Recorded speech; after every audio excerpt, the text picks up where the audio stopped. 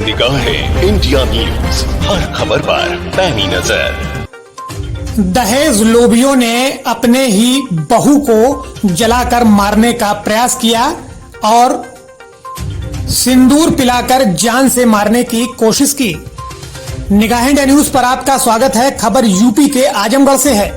एक युवती को उसके ससुराल वालों ने जान से मारने की कोशिश की। महिला को जलाने की कोशिश भी किया गया और महिला को हसिया गरम करके शरीर में दागा गया। ससुराल पक्ष के लोगों ने महिला को मारने के लिए जबरदस्ती सिंदूर भी पिलाया। पर कहते हैं ना, जाको राखे साइयां मार सके ना कोई। अब आपका पूरा मामला हम बता देते हैं। थाना रानी के सराय ग्राम खैरपुर जगजीवन का है ये पूरा मामला, जहां करिश्मा की शादी अनिल पुत्र मालधारी के साथ 1 दिसंबर 2020 को हिंदू रीति रिवाज के साथ बड़े धूमधाम से हुई। दहेज में पिता ने कोई कसर नहीं छोड़ी। अंगूठी, माला, बुलेट व अन्य सामान और इसके साथ ही साथ 4 लाख नगद भी दिया। पिता का कहना था, जो हमसे हो सकेगा हम देंगे, बस हमारी बेटी खुश रहे। पर लालच का तो कोई अंत नहीं होता। करिश्मा को थोड़े दिन बाद प्रताड़ित किया जाने लगा और उसे जान से मारने की कोशिश भी की गई। क्रूरता की हद तो तब हो गई जब उसे ससुराल पक्ष के लोगों ने रस्सी में बांधकर मारा और इस घटना में सास, ससुर, पति और ननंद भी शामिल थी। करिश्मा को जबरदस्ती सिंदूर भी पिलाया गया।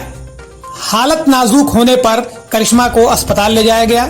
करिश्मा की हालत में सुधार तो हुई, पर करिश्मा ने अपने मायके वालों को पूरा सच बताया। पीड़िता के पिता ने इस मामले को लेकर सीधा थाने पहुंचे, पर उसमें भी थानेदार साहब ने कहा कि ये सिंदूर पिलाने वाला मामला हटा दीजिए तो हम आपकी रिपोर्ट दर्ज कर लेंगे। इस मामले को 4 से 5 दिन बीत गए, लेकिन उनकी एफआईआर दर्ज नहीं हुई। इसके बाद थानेदार साहब ने कहा कि हम आपको एक दिन बुलाएंगे, उसके बाद आप आइए और मामला दर्ज किया जाएगा। आखिर एक दरोगा को किसने ये हक दिया कि वो पीड़ित के साथ हो रहे अन्याय पर दोषी के खिलाफ कार्रवाई करने के बजाय पीड़ित को सलाह दे कि ऐसा आरोप हटा दीजिए।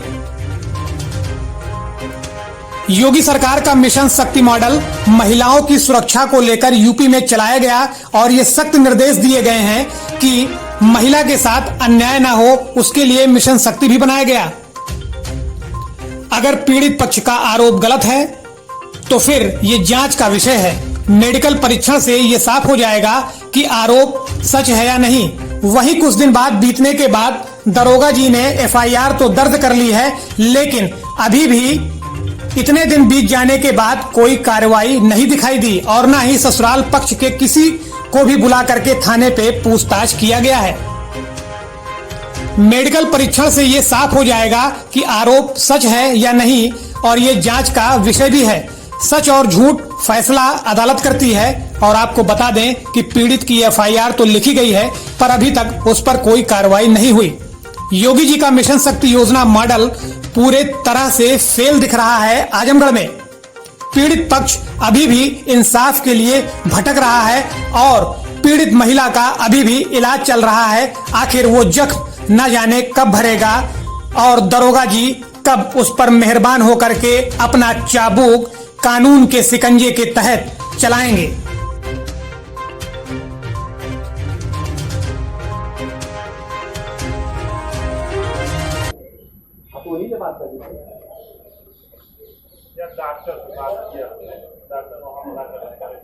डॉक्टर से मिलवाने के बाद डॉक्टर बोला के बात ये बताओ, वो मालिक था, मालिक को अपना हॉस्पिटल का कितना करे। ये बताओ, मुकदमा हमारी बेटी झूठ बोल रही है। आप 10 लोग हैं, आप पूछिए ना, कोई दिक्कत हो रही है पूछने में, लिखने में। एक आपके मुंशी है ना, लिखवा लीजिए, वही बयान हम लोग साइन मार लेंगे। जानते हो, मैं बयान जानते हो, वो लड़की पढ़ी लिखी नहीं हो, 2 मिनट शांत रहो, बात कर। दहेज का मामला है। पहले हसुआ दिखाकर शब्द आगे, फिर मुझे सिंदूर पिलाएं, फिर गले में रस्सी बांध कर कसें, फिर उसके बाद मैं बेहोश हो गई। 4 दिन तक मैं ICU में हमें ले जाकर एडमिट करें सिधारी पे विद्या हॉस्पिटल। 4 दिन में मुझे होश आया तो मैं अपने पापा से पूरी बात बताई। सास, 2 ननद, मेरे ससुर, पति मेरे थे नहीं लेकिन उसके राय से हुआ है ये सब। पैसा 1 लाख रुपया मेरे पापा से लेने को बोल रही थी। मामला यही है कि हमारे बेटी के दहेज के लिए प्रताड़ित किया गया है। उसको पहले जलाया गया है, बाद में उसका गले में रस्सी लगा के चापा गया है, सिंदूर पिलाया गया है, पेट पे जलाया गया है, पीठ पे जलाया गया है। उसको बहुत प्रताड़ित किया गया है। उसको मरा हुआ समझ के अपने बचने के लिए हॉस्पिटल में प्राइवेट में ला के भर्ती किए थे। बाद में हम लोग गाँव वाले के द्वारा किसी के द्वारा खबर मिली तो हम लोग वहाँ पहुँचे तो अपने बेटी की हालत देखे तो 4 दिन तक कुछ बोल ही नहीं पा रही थी। 10 तारीख को हम लोगों को बयान दी कि हम लोगों को कौन कौन मारा है, सास, ससुर और उसकी ननद ने उसको मारा था, वो बयान दी। बाद में हम लोग जाके रानी के थाने में कंप्लेंट किए 10 तारीख को। बाद में 2-3 दिन हम लोगों को वहाँ के SO और दरोगा बोले समझौता कर लो, घुमाए इधर उधर। बाद में 12 तारीख को हम लोगों को रपट किए। नहीं, अभी तो पुलिस का कोई कार्रवाई नहीं हो रही है।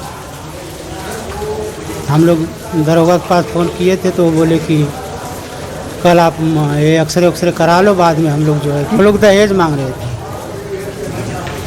1 लाख रुपया और मांग रहे थे। जैसे मैं 4 लाख रुपया दिया हूँ, बुलेट दिया हूँ, अंगूठी माला दिया हूँ, कूलर दिया हूँ, फ्रिज दिया हूँ, वॉशिंग मशीन दिया हूँ, डबल बेड दिया हूँ, सोफ़ा सेट दिया हूँ, बड़का बक्सा दिया हूँ, अलमारी दिया हूँ, यानी 2 ट्रैक्टर सामान भर के मैं अपने घर से भेजा हूँ।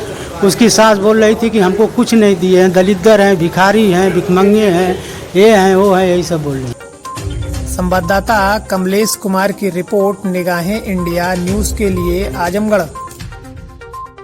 हमारी खबरें सबसे पहले पाने के लिए फेसबुक पर हमें फॉलो करें, यूट्यूब पर हमें सब्सक्राइब करें। देखते रहिए निगाहें इंडिया न्यूज, हर खबर पर पैनी नजर।